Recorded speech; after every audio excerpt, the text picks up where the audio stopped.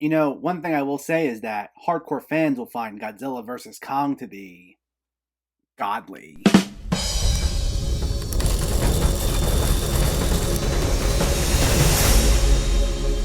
What's going on, everyone? Welcome back to my channel. Today we're talking about a brand new release, Godzilla vs. Kong. Let me know in the comments what your thoughts on this movie were if you already saw it or if you were planning on seeing it, and make sure to hit that thumbs up button if you like these reviews, as it helps me out immensely by getting my channel out there.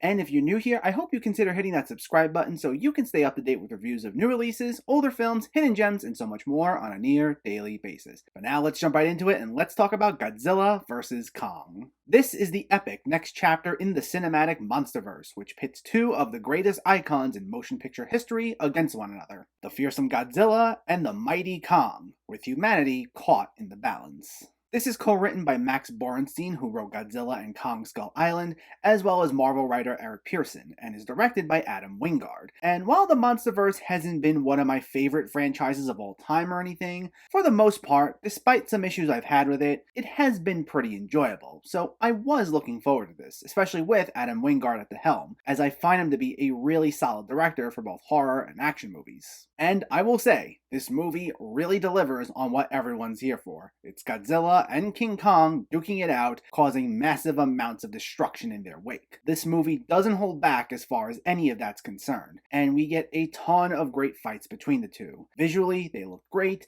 the CGI looked very polished, and is probably the best I've seen in this franchise so far. And some of the set designs and locations looked fantastic. I won't spoil how any of these fights go or are set up, but the only thing I will say is there is one where it's in a city at night with neon lit buildings surrounding the two, and the visuals are absolutely breathtaking and is probably my favorite of all the fights. On top of that, Adam Wingard's direction was pretty top notch. There's a very frantic way in which the camera moves around all the action, but it never gives off a feel of being disorienting. It all looks bright, clear, you're able to follow everything, and each scene feels exhilarating, complemented really well by a score from Tom Holkenberg, who also just did the score for Zack Snyder's Justice League this year. And again, no spoilers, but about the last 30 minutes or so is non-stop Godzilla vs. Kong action, and both of them get their own great moments. Whether you're on Team Kong or Team Godzilla, you'll be satisfied with what both of them get to do. And while you don't go to any of these movies for the human characters, a pleasant surprise this time around is that the humans, who we do spend a considerable amount of time with once again, are actually pretty well done here, at least as well done as they're gonna be for a movie like this. The film doesn't get bogged down with any unnecessary stories that have nothing to do with the plot, and I still wouldn't call these characters as strong as Bryan Cranston from the first movie was, but these characters are at least actually enjoyable to follow here, for the most part. There are two main stories that coincide with bringing Kong and Godzilla together. One involves Alexander Skarsgård and Rebecca Hall as two scientists who are looking for this area called the Hollow Earth,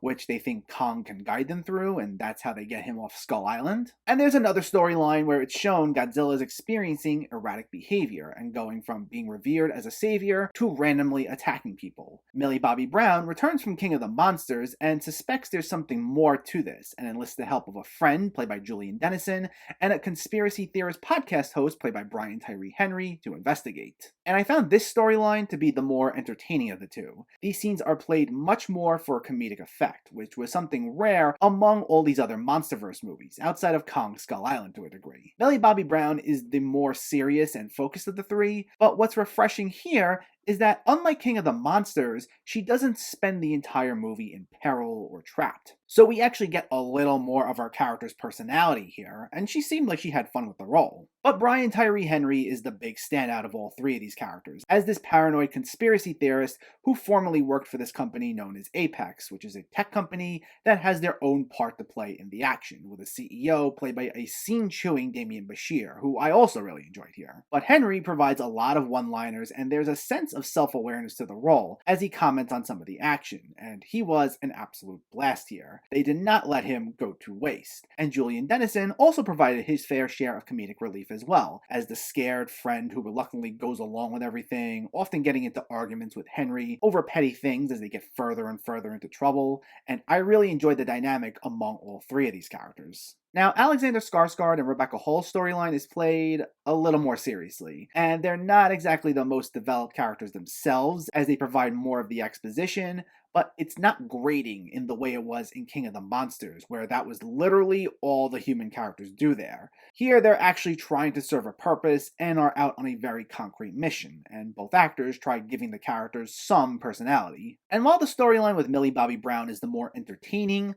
the heart and soul of the movie is actually in this storyline, and is through a young orphan deaf girl played by an actual deaf actress named Kaylee Hoddle, who Rebecca Hall's character adopts.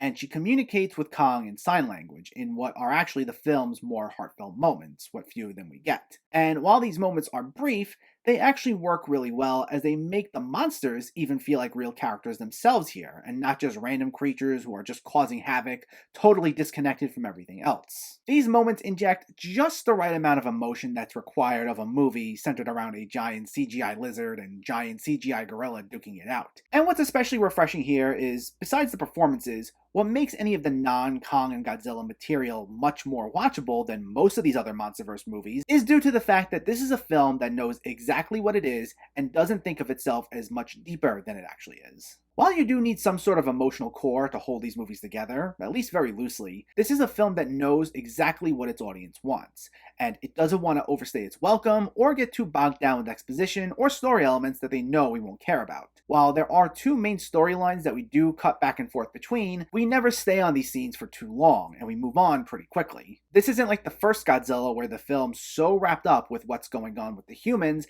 that Godzilla's gone for like half the movie. We get just the amount of time we need with each of these characters, it's made to be as entertaining as it can be, before cutting back to the monsters beating the crap out of each other. And tone is what's most important when it comes to these sort of movies. That's why I had issues with Godzilla King of the Monsters. That movie was fun whenever the monsters were fighting, but because the material with the humans was taken so seriously, and most of the characters wound up being so bland and boring, half that movie became a chore to sit through, at least for anyone who isn't a die-hard Godzilla fan. This is just as serious as it needs to be, and gives us just the right amount of heart we need, but it also adds humor as well, and also knows when the right time is to get back to the monsters fighting, and it rarely lets any scene go on for too long. It actually winds up being the shortest of all the MonsterVerse films, and for the most part, it doesn't feel like it was 2 hours dragged out. It felt engaging the entire time, and it all went by pretty quickly. And to me, that's what makes an effective blockbuster. Godzilla vs. Kong is by no means the deepest movie around, but it's also not trying to be the deepest movie around. It gives you just enough emotion that you can care about what's happening, but it doesn't bog itself down with unnecessary plot threads or exposition, with more of an emphasis on being lighthearted and entertaining. And it certainly is entertaining, holding back by no means on the main event. The scenes of Godzilla and Kong fighting are by far this movie's best element, and the film goes all in whenever they're duking it out, with the last half hour or so being something to behold. The film's a lot of fun as a whole, and one that I definitely recommend. Godzilla vs. Kong gets an 8 out of 10.